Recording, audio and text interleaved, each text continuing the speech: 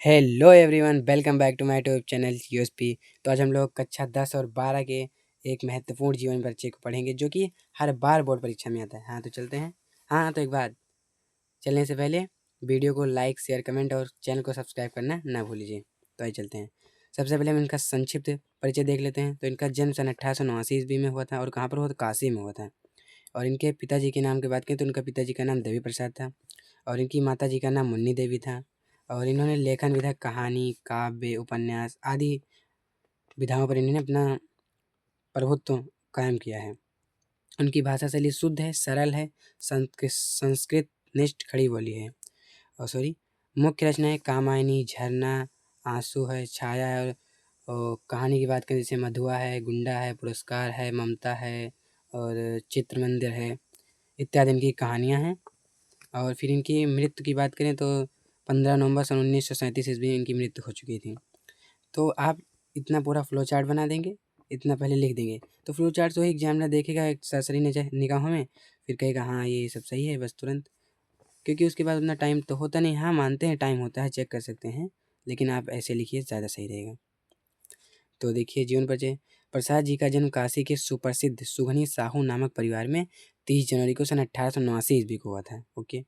और इनके पिताजी का नाम वही देवी प्रसाद, वही चीज़ मतलब बना के लिख देना है बस आपको। मुन्नी देवी था इनकी माता जी का नाम। और बचपन में इनके माता पिता की मृत्यु हो गई थी। मतलब क्या हुआ था, जब ये छोटे ही थे तो इनके माता पिता गुजर चुके थे। तो इनके घर का सारा जो बोझ था वो इनके बड़े भाई शंभूनाथ जी पर आ गया। तो जिसके पश्चात परिवार का ये देखिए सारा भार इनके बड़े भाई शंभूनाथ पर आ गया। और फिर शंभूनाथ जी ने इनका सर्वप्रथम नाम क्वींस कॉलेज में लिखाया, किंतु इनका मन वहाँ नहीं लगा। तो हुआ क्या कि इनके भाई ने सोचा कि इनका पढ़ने का जो व्यवस्था घर पर ही करा दें।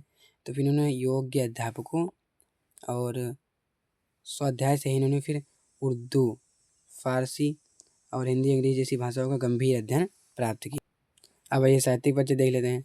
मतलब समय समय पर हिंदी साहित्य के क्षेत्र में ऐसी महान विभूतियाँ जन्म लेती हैं जिन्होंने हिंदी साहित्य को सर्वांगीण विकास के लिए सतत प्रयत्न किया। और इन महान विभूतियों में हमारे जयशंकर प्रसाद जी का नाम, जय शंकर प्रसाद का अपना अलग स्थान है। मतलब छायावत के 4 कवियों में से जो स्तंभ हैं उनमें से जयशंकर प्रसाद का एक अलग, एक विशिष्ट, एक उत्तम स्थान है। इन्होंने हिंदी साहित्य को काव्य, कहानी, उपन्यास, नाटक आदि सभी विधाओं पर अपनी लेखनी चलाकर उच्च कोटि के साहित्य का सृजन किया। हिंदी साहित्य को समुन्नत एवं समृद्ध बनाने में इनका महत्वपूर्ण एवं बहुत सराहनीय योगदान रहा। और जो छायावत के 4 स्तंभ हैं उनमें से इनका एक विशेष स्थान है। जैसे प्रसाद पंत निराला और जैसे जयशंकर प्रसाद हैं और सुमित्रानंद पंत हैं, सूर्यकांत त्रिपाठी निराला जी हैं और महादेवी वर्मा जी हैं। ये छायावाद के 4 स्तंभ माने जाते हैं। तो अब इनकी रचनाओं को समझ लेते हैं। भारत के उज्ज्वल अतीत को इन्होंने नाटक विधा के द्वारा बड़ी कुशलतापूर्वक चित्रित किया है। इनके नाटक जो हैं चंद्रगुप्त हैं, स्कंदगुप्त हैं और अजातशत्रु हैं। नाटक राष्ट्र के गौरवमय और आज इतिहास का प्रतिबिंब प्रस्तुत करते हैं। मतलब ये इनके जो अजातशत्रु हैं ये राष्ट्र के गौरवमय और इतिहास के बारे में वर्णन करते हैं, जो इनके नाटक हैं। और इनके जो उपन्यास है कंकाल है, तितली है, इरावती, जो कि अभी अभी क्या ये अपूर्ण ही है, अब अपूर्ण ही रहेगा क्योंकि इनकी तो मृत्यु हो चुकी तो अब इन्हें कौन लिखने आएगा। तो इनके लब्ध प्रतिष्ठित उपन्यास हैं जो आदर्शोन्मुख यथार्थ जीवन का चित्र प्रस्तुत करते हैं। बात करते हैं प्रसाद जी कहानियों के। तो प्रसाद जी की जो कहानियाँ होती हैं उसके शीर्षक संक्षिप्त एवं आकर्षक होता है। मतलब शीर्षक एकदम छोटा सा होगा, इतनी अच्छी कहानी होती है, इतनी अच्छी कि आप उनमें एकदम हृदय स्पर्शियाँ कहानी होती हैं, आप उसमें संलग्न हो जाएंगे, इतनी अच्छी कहानी होती है।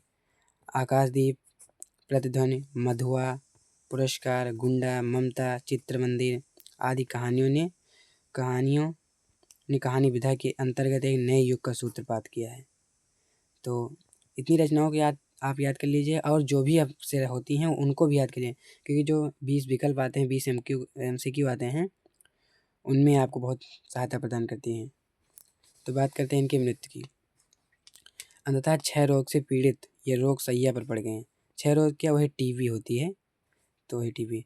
फिर माँ सरस्वती का यह महान साधक जीवन के केवल 48 वर्ष ही पूरे कर सके और 15 नवंबर सन 1937 ईस्वी को यह पंचतत्व में लीन हो गए। माँ भगवती का यह साधक जिस दिन यह संसार छोड़कर गया होगा, बहुत दुख का अनुभव होगा। Okay, thanks for watching. और हाँ, चैनल को सब्सक्राइब करना ना भूलें, वीडियो को लाइक कर दीजिए। Thank you.